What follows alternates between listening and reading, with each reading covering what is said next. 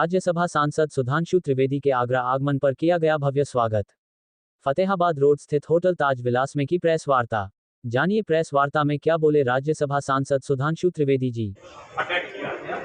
यानी अब भारत ने बहुत स्पष्ट कर दिया, आतंकवाद के साथ वार्ता प्रभावित नहीं होगी। आतंकवाद से पहले वार्ता प्रभावित नहीं होगी। ये कांग्रेस की सरकार का कोशिश करने का आतंकवाद के साथ वार्ता नहीं होगी, खून और पानी नहीं बहेगा। और इस बार भारत ने नीतिगत परिवर्तन किया है कि अब आगे any act of terrorism will be considered as act of war, अर्थात अब कोई भी आतंकी घटना होगी, अब भारत इसको अपने ऊपर किए गए हमले के संरक्षण मानेगा। और कोई भी देश समृद्ध भी हो जाए, सुरक्षित भी हो जाए और जन जन तक विकास भी पहुंच जाए, और तब तक सार्थक नहीं होता जब तक उस देश की सांस्कृतिक पहचान और सांस्कृतिक गौरव किसी के सामने ना हो।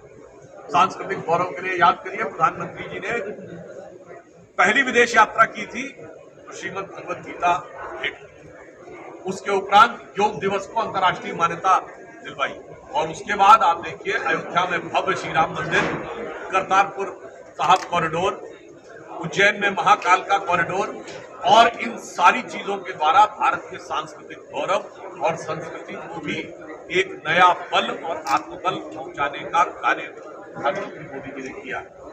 इसलिए हम ये कह सकते हैं कि चारों ही आयाम पर हमारी केंद्र सरकार ने इन 11 वर्षों में भारत में एक नए युग की स्थापना की। ये 11 वर्ष आजादी के बाद के पहले 11 वर्ष है जब भारत ने पाकिस्तान के साथ कोई ऑफिशियल बायलैटरल डायलॉग नहीं किया, कोई औपचारिक द्विपक्षीय वार्ता नहीं की। इसलिए मैं कुल, और इस समय हमारा फॉरेन एक्सचेंज रिजर्व $700 बिलियन से ऊपर है। हम चौथी बड़ी अर्थव्यवस्था बन गए हैं, चौथे बड़े स्टॉक एक्सचेंज बन गए हैं, तीसरे बड़े ऑटोमोबाइल के मैन्युफैक्चरर बने हैं। आप सब मोबाइल हेडसेट यूज करते हैं, दूसरे बड़े मोबाइल हेडसेट के मैन्युफैक्चरर हैं। और वो भारत जिसके बारे में कहा जाता था कि टेक्नोलॉजी की समझ यहाँ लोगों को कम है, आज डिजिटल ट्रांजैक्शन में भारत दुनिया का नंबर 1 देश बना है। और इसीलिए संपूर्ण विश्व आज भारत की इस क्षमता को स्वीकार कर रहा है।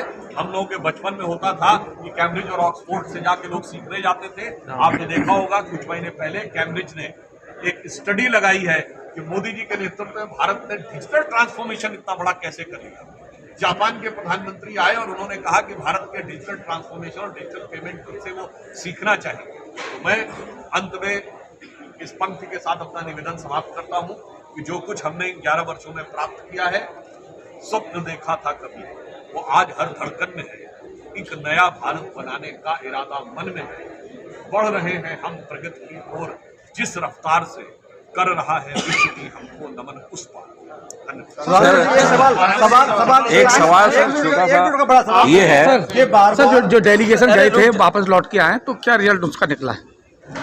जो हमारे सर्वदलीय डेलीगेशन गए थे, ये प्रधानमंत्री श्री नरेंद्र मोदी जी की जो नीति है, सबका साथ, सबका विकास और सबका विश्वास और सबका प्रयास, तो सभी दलों को विश्वास में लेके सभी के प्रयास के द्वारा भारत ने अपनी एक एकजुट छवि पूरी दुनिया के सामने रखी और पाकिस्तान के आतंकी मंसूबों को बेनकाब किया। सर, वृंदावन में हमने पूरा देश है ऑपरेशन सिंदूर की कामयाबी मना रहा है, जगह जगह चुनाव यात्रा निकलेगी, वही दोनों विपक्षी पार्टियां वो कहते हैं। देखिए, मुझे लगता है कि ये सरेंडर का जो बयान राहुल गांधी जी ने दिया, अभी तक कांग्रेस पार्टी के नेताओं के बयान पाकिस्तानी मीडिया में सुर्खियां बन रहे थे, पाकिस्तानी सोशल मीडिया में सुर्खियां बन रहे थे, और पाकिस्तान की संसद में बोले गए, पाकिस्तान की मिलिट्री ब्रीफिंग में बोले गए।